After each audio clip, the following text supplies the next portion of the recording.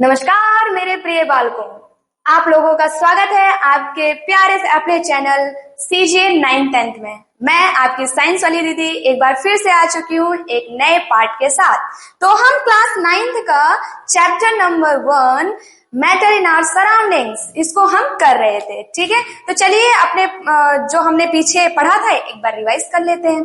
तो मैंने पिछले क्लास में यानी पिछले पार्ट्स में मैंने पढ़ा रखा है स्टेट्स ऑफ मैटर के बारे में कि क्या होते हैं सॉलिड, लिक्विड, गैस, और 2 स्टेट और पढ़ाई थी मैंने। और उसके बाद जो अभी पिछले वाली वीडियो में हमने पढ़ा था वो था कि कैसे हमने टेम्परेचर को बदला था। ठीक है, सेल्सियस से फ़ारेनहाइट में, फ़ारेनहाइट से केल्विन में।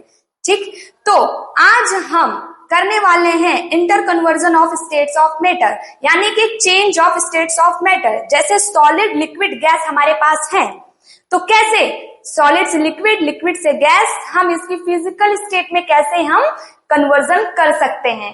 ठीक है, तो चलिए आगे हम स्टार्ट करते हैं।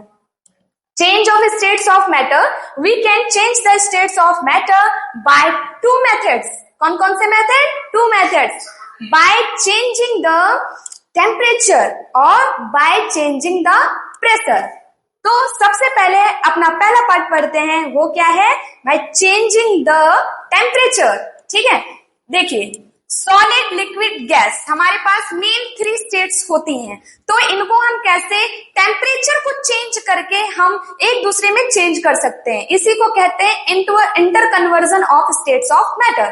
ठीक है, तो देखिए सॉलिड से लिक्विड, अब आप एक बार इमेजिन कर सकते हो, मैंने कहा था ना आपको इमेजिन करना है कि सॉलिड कैसे होते हैं, जिनके पार्टिकल्स बहुत पास पास में हैं। ठीक है, फिर लिक्विड थोड़ा दूर और गैस के पार्टिकल्स बहुत ज्यादा दूर। बस इसमें आपको पार्टिकल्स के ही ऊपर ध्यान देना है। ठीक है, अब जैसे आप देख सकते हैं सॉलिड के पार्टिकल्स एकदम पास पास में होते हैं। ये लीजिए सॉलिड के पार्टिकल्स एकदम पास पास में। ओके, तो जैसे हमें सॉलिड से ये देखिए लिक्विड में अगर हमको आना है तो हम सॉलिड में क्या करेंगे, थोड़ा सा हमको हीट देना पड़ेगा। मतलब कि अगर हमें सॉलिड से लिक्विड में आना है तो हमें हीट देना पड़ेगा। जब हम हीट देते हैं तो आप खुद समझिए कि जैसे कि बहुत ज्यादा गर्मी होती है तो हम क्या कहते हैं, दूर दूर रहिए, मतलब पास में कोई हमें पसंद नहीं होता। जैसी गर्मी होती है हम कहते हैं थोड़ा दूर दूर स्पेस में रहना पसंद करते हैं। सेम वैसे ही पार्टिकल्स भी करते हैं, जब उन्हें हीट दिया जाता है तो वो थोड़े दूर दूर हो जाते हैं, थोड़े दूर दूर हो जाते हैं। ये सेम पार्टिकल्स वही हैं जो सॉलिड में पास पास में थे, लेकिन अभी जैसे ही हमने उसको हीट दिया वो दूर दूर हो चुके हैं। ठीक, तो ये लिक्विड स्टेट में आ गए। अब हमें लिक्विड से अगर गैस स्टेट में जाना है, इट मीन्स आप याद करो लिक्विड में थोड़े पास में पार्टिकल्स थे और गैस में बहुत ज्यादा दूर। तो इसका मतलब हमें अभी लिक्विड में थोड़ा सा और हीट देना पड़ेगा, जिसकी वजह से पार्टिकल्स और दूर हो जाएंगे। तो हमने क्या किया, लिक्विड में ये जो पार्टिकल्स अभी हैं इसको थोड़ा और हीट देंगे, थोड़ा और हीट करेंगे तो इसके पार्टिकल्स और दूर हो जाएंगे। तो इस प्रकार से हमने इंटर कन्वर्जन किया है स्टेट्स का। देखिए पहले सॉलिड में थे ऐसे, हमने फिर उसको हीट दिया, फिर लिक्विड में ऐसे हुए, फिर हमने उसको और हीट दिया, अब वो गैस में आ चुके हैं।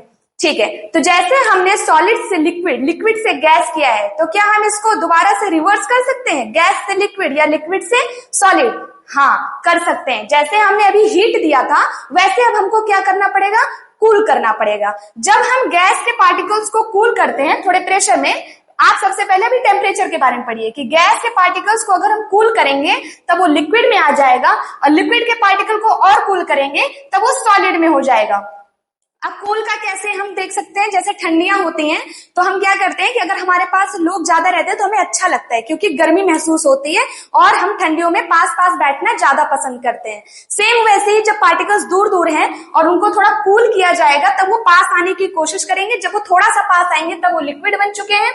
अब इनको थोड़ा और कूल किया जाएगा तो ये थोड़ा और पास आने की कोशिश करेंगे, जिससे वो सॉलिड बन जाते हैं। ठीक है, अब ऐसे एग्जाम्पल आप ले सकते हैं आइस। जैसे हमारा वाटर होता है, वाटर तो लिक्विड में होता है, लेकिन हम आइस से बात करें, आइस को अगर आप फ्रिज से निकाल कर बाहर रख देते हो तो थोड़ा वो हीट हो जाता है, मतलब रूम टेम्परेचर पे आता है, तब वो लिक्विड बन जाता है। ठीक, अब लिक्विड से हम रूम टेम्परेचर पे उसे डायरेक्ट गैस नहीं बना सकते, तो हम उसको अगर हीट देंगे, आप गैस पे रखिए तो उसको अगर हम हीट देंगे तब वो वेपराइज हो जाएगा, यानी कि ऊपर वेपर बन जाएगा। सेम वैसे ही जो हमारा वेपर होता है, जैसे कि आपने कभी देखा हो कि सब्जी या फिर आपने कभी मैगी बनाई हो, आपने मैगी बहुत बनाई होगी, ठीक है, तो आपने जब मैगी बनाते हो तो पानी उबलता है, फिर उसको आप ढक देते हो, तो आपने देखा होगा प्लेट के ऊपर वेपर आ जाते हैं, क्योंकि उस भाप से, जब भाप को हमने ढक दिया तो वो ठंडा हो गया, जिसकी वजह से भाप क्या बन जाता है, लिक्विड बन जाता है। फिर उसी लिक्विड को यानी पानी को आपने बर्फ कितनी बार बनाया होगा, पानी को आपने आइस कितनी बार बनाया होगा, बहुत बारी। पानी को लीजिए और फ्रीजर में रख दीजिए, सिंपली वो क्या बन जाएगा, सॉलिड बन जाएगा, यानी कि आइस बन जाएगा। तो आपको बस इतना याद रखना है कि सॉलिड से लिक्विड और लिक्विड से गैस जाने के लिए हमको हीट करना पड़ता है, गैस से लिक्विड, लिक्विड से सॉलिड आने के लिए हमको कूलिंग करनी पड़ती है। ओके, चलिए अब इनके कुछ नाम भी हैं, जैसे कि सॉलिड से लिक्विड आने के लिए हम इस प्रोसेस को क्या बोलेंगे, ठीक है, हीट करना पड़ता है ये तो हमें पता है, लेकिन इस प्रोसेस को क्या बोलेंगे, इसका कुछ प्रोसेस भी तो होगा। चलिए, तो सॉलिड से लिक्विड जब हम आते हैं तो उसे बोलते हैं मेल्टिंग। क्या बोलते हैं, मेल्टिंग। मेल्टिंग बोल सकते हो आप, फ्यूजन बोल सकते हो आप, ठीक। अब लिक्विड से जब हम गैस में कन्वर्ट करते हैं स्टेट को, तो उसे हम बोलते हैं वेपराइजेशन। क्या बोलते हैं, वेपराइजेशन।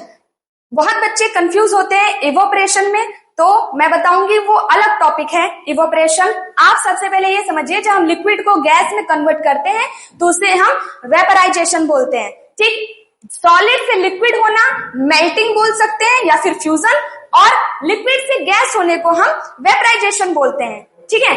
अब क्या करें, गैस से लिक्विड आने के लिए, गैस से लिक्विड आने के लिए इस प्रोसेस को हम क्या बोलते हैं, गैस से लिक्विड के लिए हम कूलिंग करते थे, हमें पता है, लेकिन इस प्रोसेस को क्या बोलेंगे, कंडेंसेशन। क्या बोलेंगे, कंडेंसेशन या फिर लिक्विफिकेशन। लिक्विफिकेशन यानी कि गैस से लिक्विड आना लिक्विफिकेशन भी कहला सकता है और कंडेंसेशन भी होता है। अब जैसे लिक्विड से सॉलिड आने के लिए, लिक्विड से सॉलिड आने के लिए क्या करते हैं, जब पानी होता है उसे फ्रीजर में डाल के फ्रीज करते हैं ना सॉलिड बनाने के लिए, तो आप ऐसे याद कर सकते हो, लिक्विड को सॉलिड बनाने के लिए फ्रीजिंग, इस प्रोसेस को हम क्या बोलते हैं, फ्रीजिंग करना या फिर सॉलिडिफिकेशन। क्या, सॉलिडिफिकेशन, यानी कि लिक्विड से सॉलिड आने के लिए ये दो टर्म्स हम यूज करेंगे, आपको ये टर्म याद होने चाहिए, ठीक। अब एक इंपॉर्टेंट टॉपिक आता है, क्या ऐसा हो सकता है कि सॉलिड से लिक्विड ना बदलकर सीधा सॉलिड से गैस हो जाए? क्या आपने कभी ऐसा एग्जांपल देखा है अपने रियल लाइफ में? देखा होगा। जरा सोचिए कि आपने कभी देखा है कि सॉलिड से गैस बना हो? देखा होगा।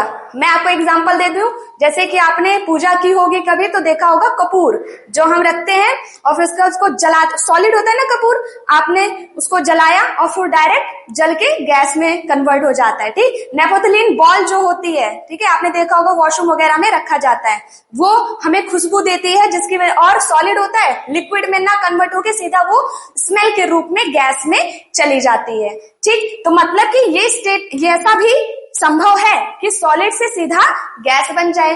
तो बेटा इस प्रोसेस को हम क्या बोलेंगे, सॉलिड से गैस आने की इस प्रोसेस को हम बोलते हैं सब्लिमेशन। क्या बोलते हैं, सब्लिमेशन। सॉलिड से सीधा गैस आने के इस प्रोसेस को हम बोलते हैं सब्लिमेशन, ठीक है, सब्लिमेशन। अच्छा, क्या ऐसा जरूरी है कि सॉलिड से गैस हुआ है तो गैस से सॉलिड भी हो सकता है? हाँ, सॉलिड, गैस से सॉलिड भी हम आ सकते हैं, ठीक। और इसको हम बोलते हैं, इस प्रोसेस को, अगर कोई चीज गैस से सॉलिड आती है, अगर कोई चीज डायरेक्ट गैस से सॉलिड बनती है तो इसको हम बोलते हैं डिपोजिशन। क्या बोलते हैं, डिपोजिशन। और इसका एग्जांपल, कोई चीज आपने देखा है कि गैस से सीधा सॉलिड बन गई हो? देखा है? नहीं देखा होगा, देखा होगा। एक बार आप थोड़ा सोचिए इस बात को। जैसे कि चिमनी देखिए, जैसे कि हम कोई चीज जलाते हैं तो फिर उसका धुआं निकलता है, धुआं तो गैस हुआ है ना, जब वो निकलता है तो अगर हम उसके ऊपर कोई चीज रख दें तो उसके ऊपर सूट सी जम जाती है, थोड़ा सॉलिड टाइप का बन जाता है, ठीक है। तो उस ब्लैक शूट को हम बोलते हैं शूट डिपोजिशन, ठीक। और स्नो फॉर्मेशन, फ्रॉस्ट, ये क्या होता है कि गैस जब ठंडी हो जाती है तो डायरेक्ट वो स्नो में चेंज हो जाती है, ठीक है। ये इसके एग्जांपल्स हैं। डेली लाइफ में हम ज्यादा एग्जाम्पल को नहीं देखते हैं, लेकिन फिर भी ये प्रोसेस है तो इसका नाम आपको याद होना चाहिए। चलिए एक बार रिवाइज करते हैं। सॉलिड से लिक्विड बनने को हम मेल्टिंग बोलते हैं, लिक्विड से गैस को हम वेपराइजेशन बोलते हैं, गैस से लिक्विड आने को कंडेंसेशन, लिक्विड से सॉलिड आने को हम फ्रीजिंग बोलते हैं, और सॉलिड से डायरेक्ट गैस बनने को हम सब्लिमेशन बोलते हैं, और गैस से डायरेक्ट सॉलिड बनने की प्रोसेस को हम डिपोजिशन बोलते हैं। ठीक है, चलिए अब हम बढ़ते हैं। ये जो चीजें हमने सीखी, मेल्टिंग, फ्यूजन और ये freezing, condensation, vaporisation, sublimation, deposition, इन सब के हम अब पढ़ेंगे डेफिनेशन। ठीक, डेफिनेशन के साथ इनको हम अच्छे से समझेंगे। चलिए तो बच्चों, हमें अब पढ़नी है इनकी डेफिनेशंस कि मेल्टिंग क्या होता है, बॉइलिंग क्या होता है, कंडेंसेशन, सब्लिमेशन, डिपोजिशन, इन सब की हम पढ़ेंगे अब डेफिनेशंस। ठीक है, चलिए तो हमारा पहला है मेल्टिंग, जिसे मैंने कहा था फ्यूजन भी बोल सकते हैं, मेल्टिंग फ्यूजन भी बोल सकते हैं। Conversion of any solid into liquid by heating at constant pressure is called melting. मतलब कि किसी भी सॉलिड को हीट देकर उसे लिक्विड में कन्वर्ट करने को ही हम मेल्टिंग बोलते हैं या फिर फ्यूजन बोलते हैं। ठीक है, अब आपने एक टर्म सुना होगा हमेशा से, मेल्टिंग पॉइंट। मेल्टिंग पॉइंट क्या होता है?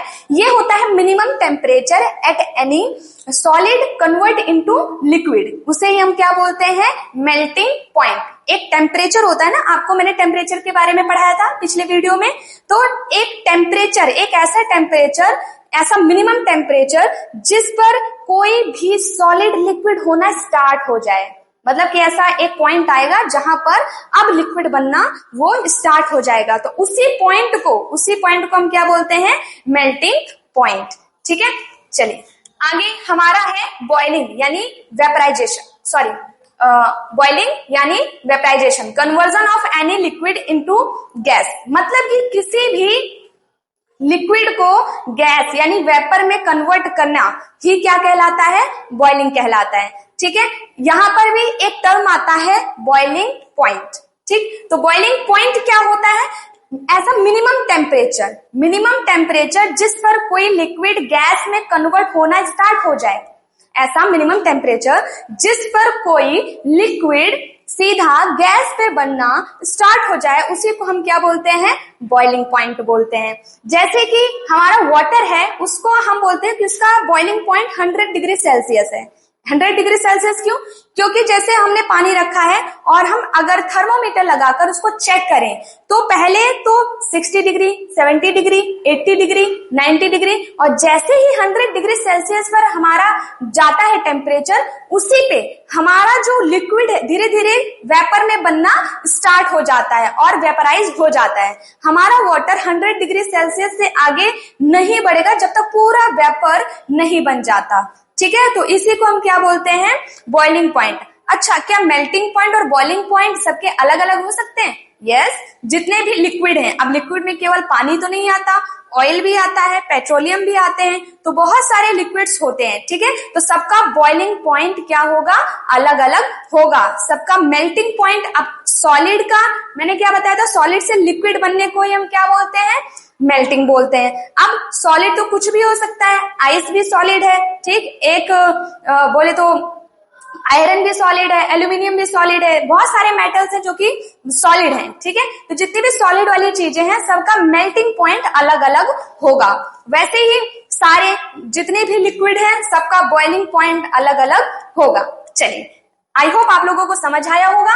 हमारा जो नेक्स्ट टॉपिक है वो है कंडेंसेशन यानी लिक्विफिकेशन। ये क्या कहता है? Conversion of any gas vapour into liquid bye cooling at constant pressure. यानी कि कोई भी गैस को सीधा लिक्विड में कन्वर्ट करने की इस प्रोसेस को, यानी गैस जो वेपर है उसको लिक्विड में करने की प्रोसेस को हम क्या बोलते हैं? कंडेंसेशन। और याद करो, कोई भी गैस है उसके पार्टिकल्स दूर दूर हैं तो उसको हम कूल करेंगे तब वो पास में आएगा, है ना? कूलिंग करके एट कांस्टेंट प्रेशर पे उसको हम कूल करके क्या करेंगे? पास पास लेकर आएंगे, और इस प्रोसेस को हम क्या बोलते हैं?